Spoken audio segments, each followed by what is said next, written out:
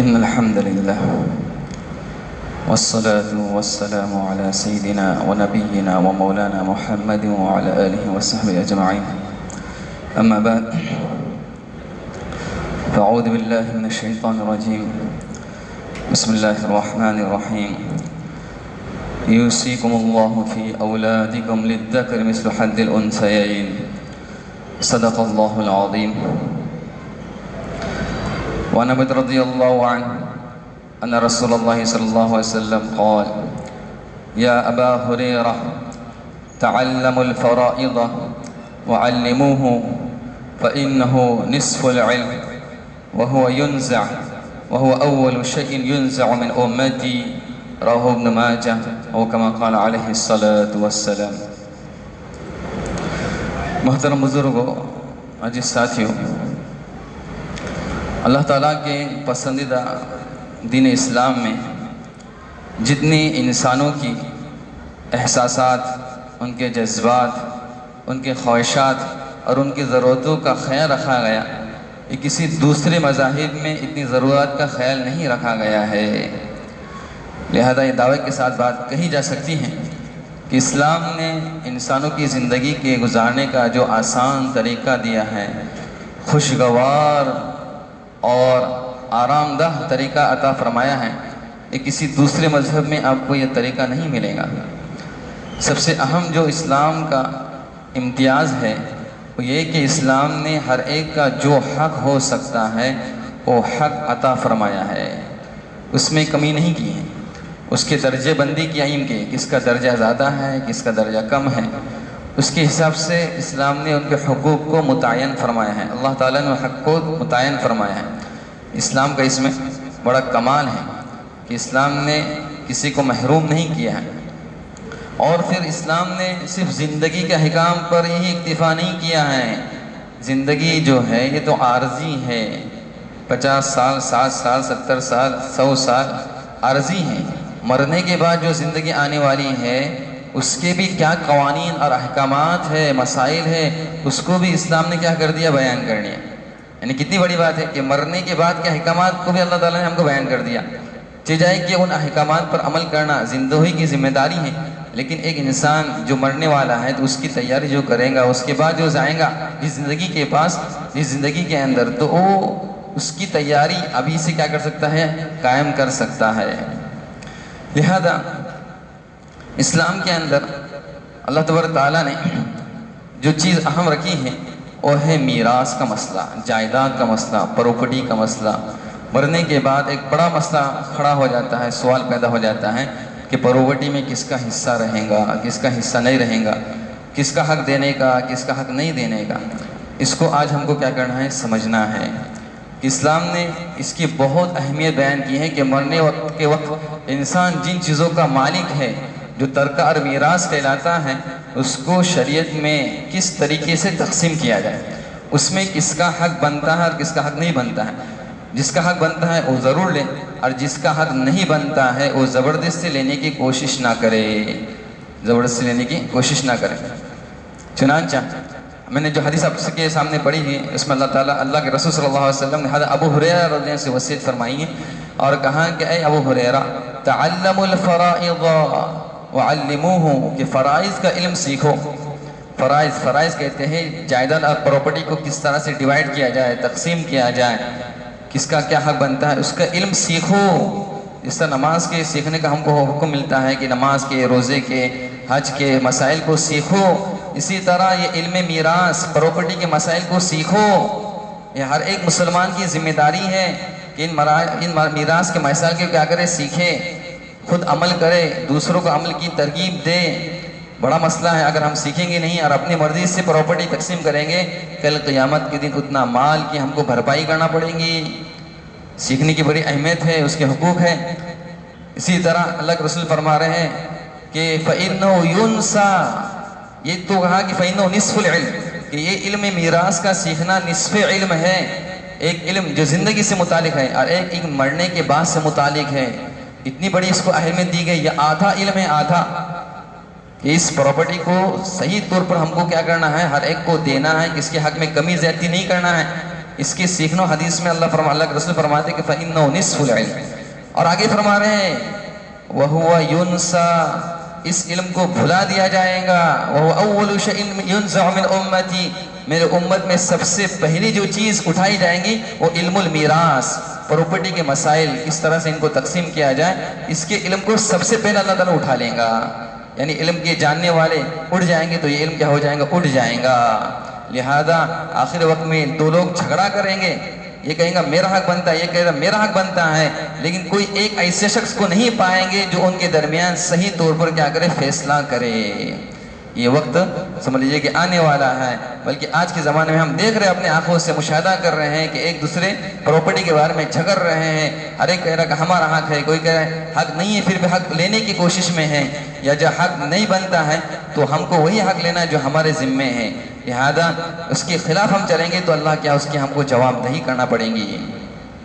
اسی کے ساتھ ساتھ حضرت سعد بن ابی وقاص رضی اللہ عنہ فرماتے ہیں کہ میں سخت بیماری کے اندر مبتلا تھا، اللہ کے رسول صلی اللہ علیہ وسلم ابو بکر صدیق رضی اللہ عنہ میری عیادت کے لائے، میں بے ہوشی کی حالت میں تھا، اللہ کے رسول صلی اللہ علیہ وسلم گھر پر آئے، اللہ کے رسول نے وضو فرمایا اور وضو کا پانی میرے چہرے پر چھڑکا، جس کی وجہ سے مجھ کو ہوش آ گیا۔ تو پہلا جو سوال میں نے اللہ کے رسول سے کیا وہ یہ کیا کہ اللہ کے رسول صلی اللہ علیہ وسلم کیف اصنع فی مالی، اللہ کے رسول میرے پاس پراپرٹی ہے، مال ہے، میں اس مال کا کیا کروں؟ لہذا والدین کو، ذمہ دار کو چاہیے کہ وہ اپنے مال کی پہلے ہی فکر کرے، اس لیے کہ یہ اولاد ہے نا بعد میں چل کے جھگڑا کرنے والی ہے، آپس میں ایک دوسرے کی جھگڑا کریں گی اور سمجھیں کہ ان کے دل ٹوٹ جائیں گے، مال کی وجہ سے یہ الگ ہو جائیں گے۔ عقل مندی کا تقاضا یہ ہے کہ پہلے اس پراپرٹی کو تقسیم کر کے چلے جائیں، پہلے ہی اولاد کے حوالے کر دے۔ اگر والد صاحب دیکھتے ہیں کہ میرے بعد یہ اولاد کیا کریں، جھگڑا کریں گے تو پہلے ان کی میراث کو تقسیم کر دے۔ البتہ زندگی کے اندر اگر والدین کیا کرتے ہیں اپنی پراپرٹی کو تقسیم کرتے ہیں تو اس میں لڑکا اور لڑکی کا سیم حصہ رہتا ہے، لڑکا اور لڑکی کو جو دیا جائے گا وہ دونوں کو برابر حصہ دیا جاتا ہے، اور والد صاحب کے انتقال کے بعد جو حصہ ملتا ہے اس میں لڑکے کا ڈبل رہتا ہے اور لڑکی کا سنگل رہتا ہے۔ تو بہتر اور سنت یہی حدیث سے یہی ثابت ہوتا ہے کہ جب زندگی میں پراپر تقسیم والد صاحب تقسیم کریں تو لڑکا اور لڑکی دونوں کو دے۔ کم زیادتی کرنا یا کسی کو دینا کسی کو محروم کرنا یہ مکروہ ہے، ناپسندیدہ ہے، بعض علماء نے اس کو حرام لکھا ہے۔ اور اگر کسی کی ضرورت زیادہ ہے یا جو والد صاحب والدین کے ساتھ اچھا سلوک کرتا ہے یا جو دیندار ہے تو اس کو تھوڑا زیادہ دیا، دوسروں کو کم دیا تو اس کی گنجائش ہے۔ اس صورت میں زندگی میں والد صاحب اس ضرورت کے پیش نظر کسی کو ہم کم زیادہ دے سکتے ہیں۔ تو خیر، تو حضرت سعد بن ابی وقاص کا پہلا سوال ہے کہ اللہ کے رسول میں اپنے مال میں کیسا کروں؟ کیا میں اپنا مال پورا کیا کر دوں، صدقہ کر دوں، کیا اس کو وصیت کر دوں؟ کیا اللہ کے رسول نے انہوں نے کہا کہ 2 مال کا حصہ صدقہ کرو یا آدھا کرو، اللہ کے رسول نے یہ زیادہ ہے، پھر کہا کہ 1/3 اس کی وصیت کروں کہ میں اس کو کیا کروں گا دینی راستے کے اندر خرچ کرنے کے لیے، اللہ کے راہ کے اندر خرچ کرنے کی وصیت کرتا ہوں، اور بقیہ مال میرے پراپرٹی میں تقسیم کیا جائے۔ اللہ کے رسول نے فرمایا وَالثُّلُثُ کثیر، ہاں ٹھیک ہے، یہ 1/3 حصہ کی تم کیا کر سکتے ہو، وصیت کر سکتے ہو، اور یہ بہت زیادہ ہے، یہ ٹھیک ہے، اور بقیہ جو مال ہے وہ کیا ہوگا آپ کی اولاد جو ہے ان میں اس کی کیا ہوگی تقسیم، اور پراپرٹی اس کو تقسیم جائیداد کو تقسیم کیا جائے گا، جائیداد تقسیم کیا جائے گا۔ تو یہ بڑا پراپرٹی کا کہہ رہے مسئلہ رہتا ہے۔ اسی طرح ترمذی شریف کی ایک حدیث میں ہے اللہ کے رسول صلی اللہ علیہ وسلم نے فرمایا ان الرجل يعمل والمرأة بطاعة الله 60 سنة، مرد اور عورت اللہ کی اطاعت والے کام 60 سال تک کرتے ہیں۔ کتنے سال تک کرتے ہیں؟ 60 سال تک کرتے ہیں۔ فَيَحْضُرْهُمُ الْمَوْتُ، اور پھر ان کو موت کا وقت کیا ہو جاتا ہے، ان کے حاضر ہو جاتا ہے۔ فَيَضُرَّانِ فِي الْوَصِيَّةِ، تو وصیت میں ایک دوسرے کو تکلیف دیتے ہیں، یعنی ایک دوسرے کو محروم کرتے ہیں یا ان پر ظلم کیا جاتا ہے۔ فَتَجِبُ لَهُمُ النَّارُ، تو ان کے لیے جہنم واجب ہو جاتی ہے۔ کتنی سخت بات ہے کہ ہم کو اللہ تعالیٰ نے جو سمجھ لیجئے کہ جس کا حق دیا ہے اگر اس میں ہم کمی زیادتی کرتے ہیں تو ہمارے جہنم کیا ہو جاتی ہے، واجب ہو جاتی ہے۔ اس لیے شریعت کے اندر جن کے جو حقوق بیان کیے ہیں اس کو خوش دلی سے ہم کیا کریں، ادا کرنے کی ہم کیا کریں، فکر کریں۔ اسی سلسلے میں سمجھ لیجئے کہ علم میراث کا ماقبل کی امت اس کے مقابلے ہم جائزہ لیں تو اسلام نے کتنے ان کو حقوق دیے ہیں۔ زمانہ جاہلیت کے اندر امام غزالی رحمۃ اللہ لکھتے ہیں کہ جو شخص مالک ہوتا تھا للرجولیت والقوت، کہ آدمی زمان جاہلیت کے اندر 2 وجہ سے प्रॉपर्टी का मालिक बनता था, या तो मर्द होने की वजह से या ताकत की बुनियाद पर, कि जो मर्द होते थे वो औरतों को मीरास से महरूम कर देते थे, औरतों को मीरास नहीं देते थे, या जो ताकतवर होता था वो कमजोर को, बच्चों को मीरास से महरूम कर देता था। बड़ा भाई ही पूरी प्रॉपर्टी अपने नाम पे कर लेता था, हड़प कर लेता था और दूसरों को महरूम किया जाता था। तो ये हम इस बात का ख्याल रखें कि कभी बड़े भाई के नाम पे आपने प्रॉपर्टी कर दी है तो किस बुनियाद पर की है? क्या उसको मालिक बनाया है या महज बड़े होने की हैसियत से कि देख रेख करेगा इसलिए उसको नाम डाला गया है? तो अगर इस हैसियत से नाम डाला गया है कि हमने इसको क्या कि सिर्फ देख रेख के लिए मुतय्यन किया है, इसके नाम प्रॉपर्टी, हमने इसको मालिक नहीं बनाया, तो उसमें दिगर जितने औलाद हैं और जितने बहनें सबका उसमें हिस्सा इस शरीयत से लागू रहता है। अगरचे नाम उसका है लेकिन शरीयत की रूह से इनके हिस्से तमाम के दिए जाएंगे। अगर मालिक बना दिया जिंदगी के अंदर, एक रहती है वसीयत और एक रहता है मीरास। दोनों में फर्क ये है, एक रहती है वसीयत और एक रहता है हिबा, गिफ्ट करना।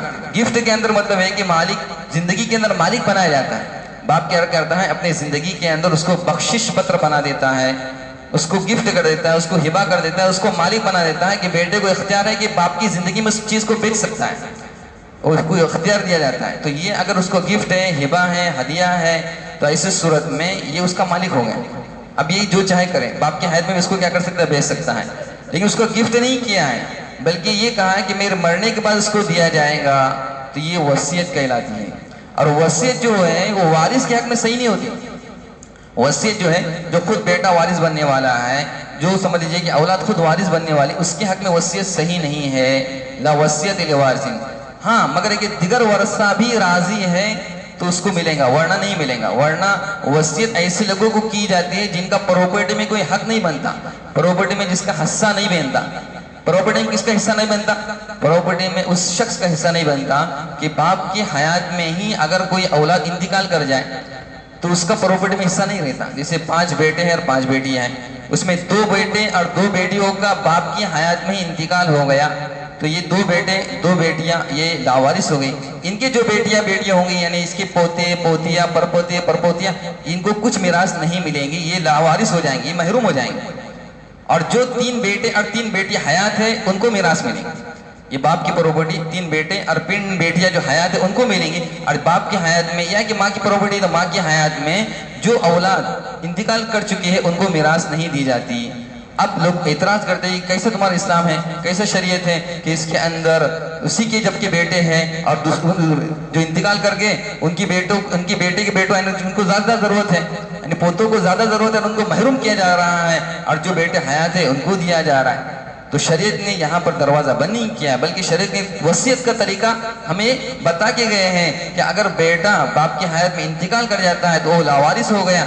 अब शरीयत कहती है कि उस बाप को चाहिए कि बेटे के जो औलाद होंगी यानी पोते उसके लिए वसीयत लिख के जाए, उसके लिए वसीयत लिख के जाए कि मेरे मरने के बाद उन पोतों का मिरास में कोई हक नहीं है, इसलिए कि बेटे मौजूद होते हैं तो पोते महरूम कर दिए जाते हैं, पोतों को मिलता नहीं है बेटों की वजह से।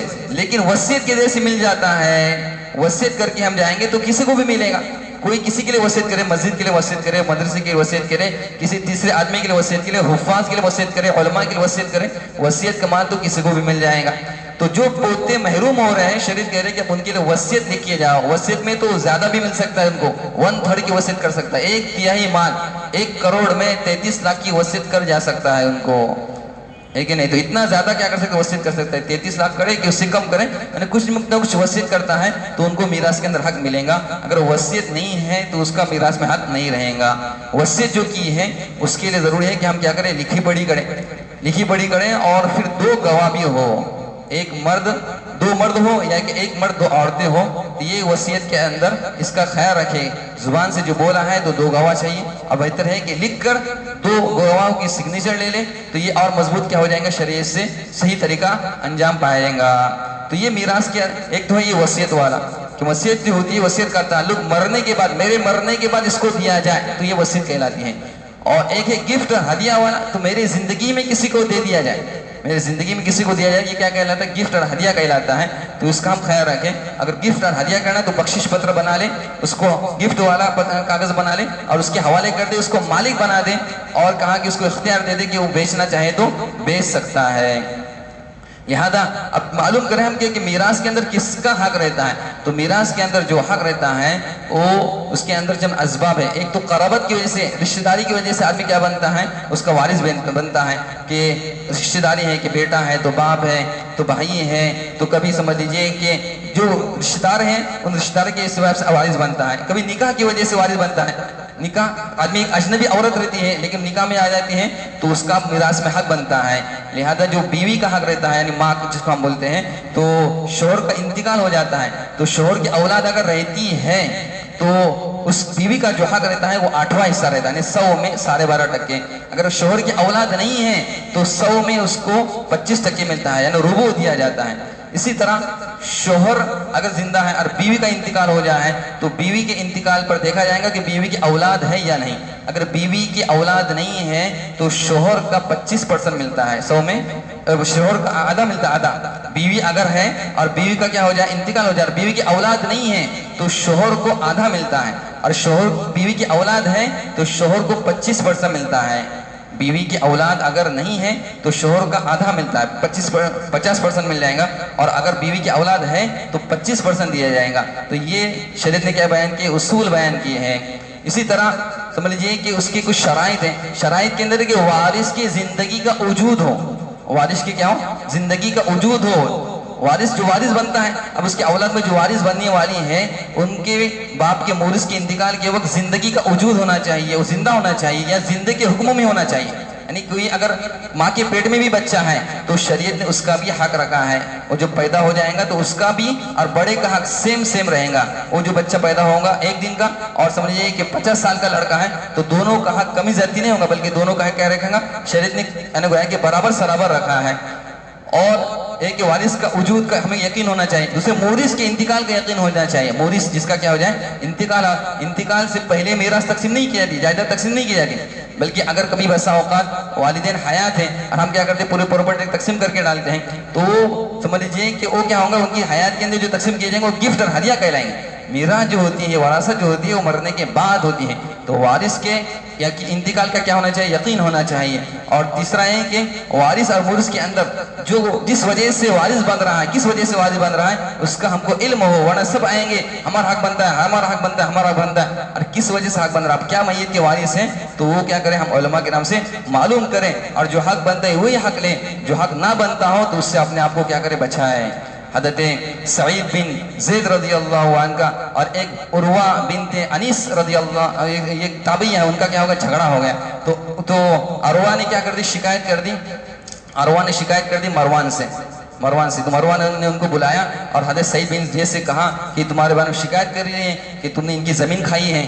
تو حضرت سعید بن زید رضی اللہ عنہ نے کہا کہ انا انتقص من حقها، میں ان کے حق میں سے کچھ کم کر سکتا ہوں، جبکہ میں نے رسول اللہ صلی اللہ علیہ وسلم سے حدیث سنی ہے کہ من ظلم قدر شبر من الارض، جو کسی شخص کی ایک بالش برابر بھی زمین کو کھائے، ظلمن لے لے، تو وقہو 7 ارضین یوم القیامہ، قیامت کے اس کو 7 زمین کا توق پہنایا جائے گا، 7 زمین کے برابر اس کے گلے کے اندر بوجھ ڈال دیا جائے گا، جس کو اٹھانے کو اس کو مکلف بنایا جائے گا. اتنا خطرناک گناہ جس کو میں جانتا ہوں، جس کو میں نے رسول سے سنا ہے، یہ وعید مجھ کو معلوم ہے، تو کیا اس وعید کے معلوم ہوتے ہوئے میں اس کے حق میں سے ایک بالش برابر بھی زمین کو کھا سکتا ہوں، کم کر سکتا ہوں؟ میں ایک 2 دن کی دنیا کی خاطر میں اپنی آخرت کا اتنا بڑا نقصان کر سکتا ہوں؟ ایسا نہیں کر سکتا. لہذا میں نے اس پر کوئی ظلم نہیں کیا ہے، جتنا حق بنتا اتنا ہم کو حق دیا گیا ہے، اسی پر ہم کو کیا رہنا، راضی ہونا ہے. اللہ تعالی ہمیں کہنے سے زیادہ عمل کی توفیق عطا فرمائے. وآخر دعوانا الحمدللہ رب العالمین.